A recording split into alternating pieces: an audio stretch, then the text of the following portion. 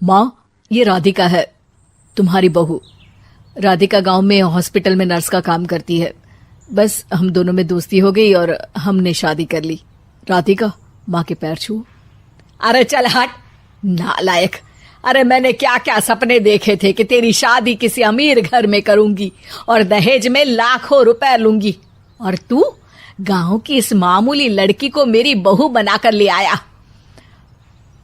लेकिन बेटे की जिद के आगे सुनीता देवी मजबूर हो जाती है। राधिका सुनीता देवी को फूटी आंख भी नहीं भाती थी। तुम चिंता मत करो भाग्यवान, हम दोनों मिलकर अपनी बहू को इतना सताएंगे कि वो हमसे तंग आकर ये घर छोड़कर चली जाएगी। फिर हम अपने बेटे की शादी किसी बड़े सेठ की बेटी से कर देंगे, ठीक है? अगले दिन सुनीता देवी अपने बेटे का कमरा साफ कर रही होती है। तभी बहू के सामान में उसे एक बड़ी बड़ी मूंछों वाले आदमी की तस्वीर दिखाई देती है और उसके कंधे पर एक बड़ी सी बंदूक टंगी होती है। तस्वीर के नीचे लिखा होता है डाकू मंगल सिंह। ये किसकी तस्वीर है बहू? ये मेरे पिताजी की तस्वीर है। बस फिर क्या था, ये सुनते ही सुनीता देवी के हाथ पैर कांपने लगते हैं। वो भागती हुई सीधा अपने पति के कमरे में जाती है। अरे गजब हो गया जी, गजब। अरे क्या हो गया भाग्यवान? हमारी बहू एक मशहूर डाकू मंगल सिंह की बेटी है। हे भगवान, अब क्या होगा? क्या कहा? डाकू मंगल सिंह? अरे मर गए रे। सुना है वो तो बड़ा ही खतरनाक डाकू है, मारता ज्यादा है गिनता कम है। लोग पुलिस वाले भी उसके नाम से कांपते हैं। अरे सुना है वो तो हर हफ्ते 2-4 लोगों का ऊपर का टिकट कटवा ही देता है। हे भगवान, अब हम क्या करेंगे?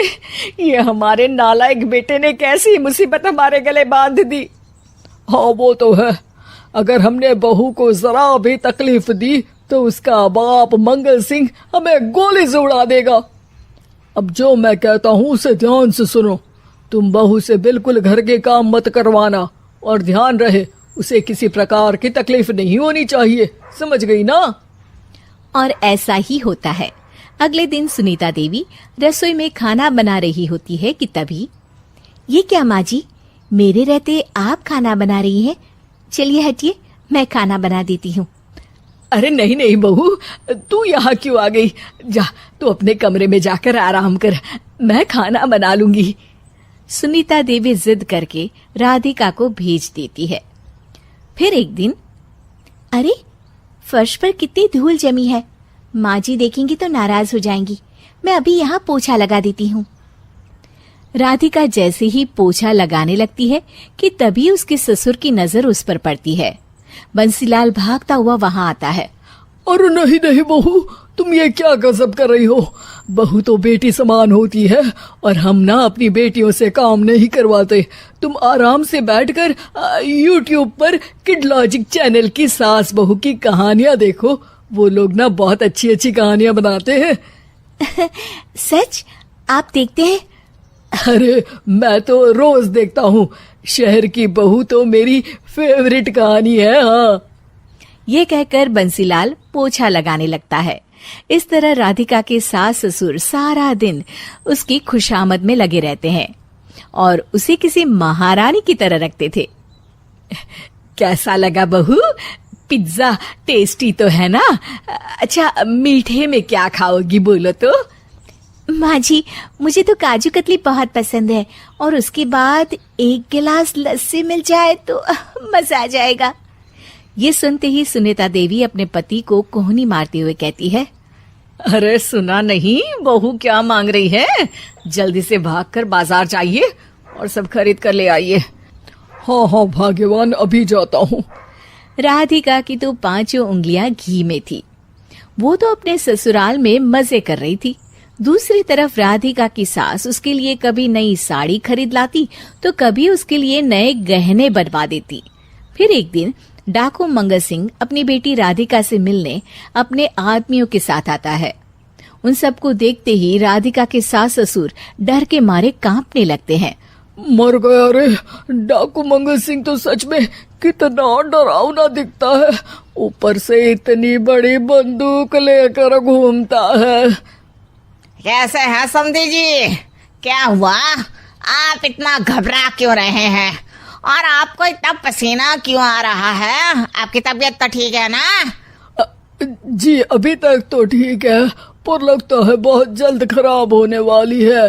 क्या कहा आपने? जी कुछ नहीं, बताइए बताइए कैसे आना हुआ। दरअसल आज आपके शहर में हमारी नाटंकी मंडली का प्रोग्राम है, तो इसी बहाने सोचा बेटी का ससुराल भी देखता चलूं। ये सुनते ही राधिका के सास ससुर हैरान हो जाते हैं। क्या कहा? आप नौटंकी में काम करते हैं? हाँ माँ जी, पिताजी डाकू की एक्टिंग बहुत अच्छी करते हैं, उन्हें तो कई अवार्ड भी मिल चुके हैं। और ये बंदूक, ये तो असली लगती है।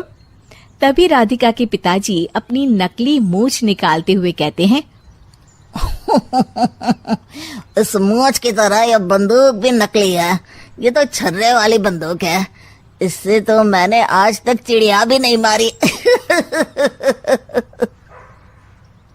और खोदा पहाड़ निकला चूहा, इसका बाप तो मामूली नौटंकी वाला निकला, और हम इससे डर कर बहू की नौकरों की तरह सेवा कर रहे थे।